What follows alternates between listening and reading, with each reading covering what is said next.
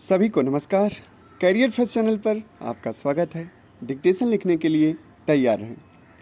Ready start. Kashmir में आतंकवाद फैलाने में पाकिस्तान का हाथ होने की सच्चाई और भी अच्छी तरह उजागर हो चुकी थी, क्योंकि भारत के विरुद्ध परोक्ष युद्ध जारी रखने में आतंकवाद को बढ़ावा देना उसका मुख्य हथियार था।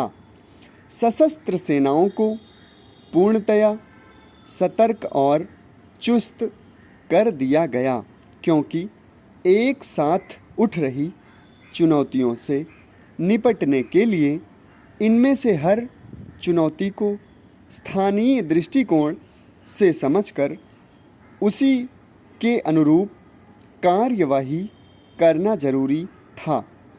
लोगों के मन मस्तिष्क को जीतना भी उतना ही अहम हो गया था जितना आतंकवादियों का हथियारों से सामना करना था।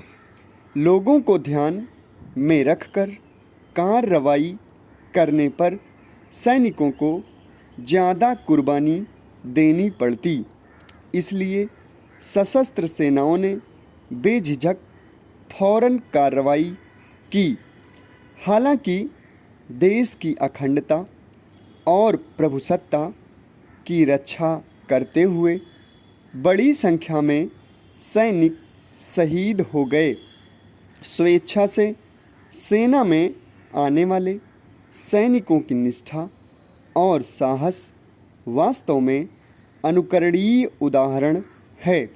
कश्मीर में खास बड़ी कामयाबी न मिलने से निराश हो चुके पाकिस्तान ने 1999 में कारगिल में संघर्ष छेड़ा।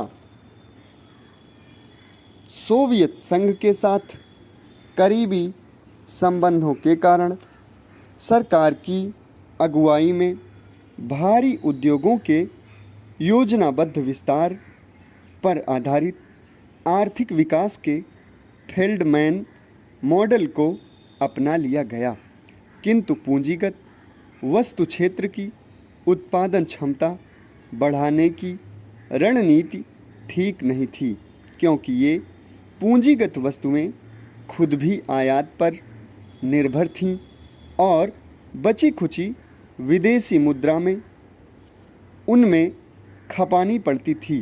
साथ ही इस रणनीति में विदेशी मुद्रा बचाने के लिए खपत वाली वस्तुओं के आयात पर सख्त नियंत्रण रखना पड़ता था।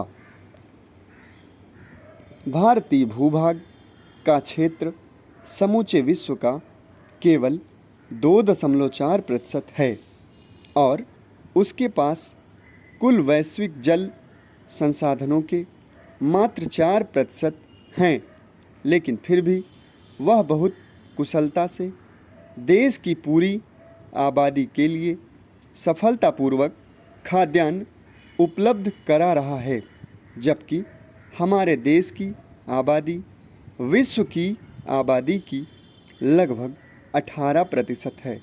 निरंतर अपनाए जा रहे कृषि और भूमि सुधार और प्रगतिशील और समग्रता पर आधारित नीतियां अपनाकर और ज़मीनी स्तर पर विज्ञान और प्रौद्योगिकी का सही प्रयोग करके उत्पादकता में वृद्धि की और उत्पादन भी बहुत बढ़ाया गया तथा कृषि उत्पादों की गुणवत्ता में भी ज़बरदस्त सुधार किया, और यह सब बहुत ही तीव्र गति से किया।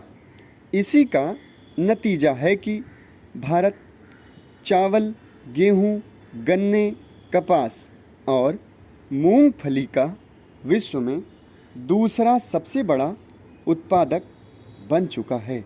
फल सब्जियों के उत्पादन में भी भारत विश्व में दूसरा सबसे बड़ा उत्पादक है तथा आम, केले, पपीते और नींबू के उत्पादन में भी उसका नाम अग्रणी देशों में गिना जाता है। समाप्त। धन्यवाद।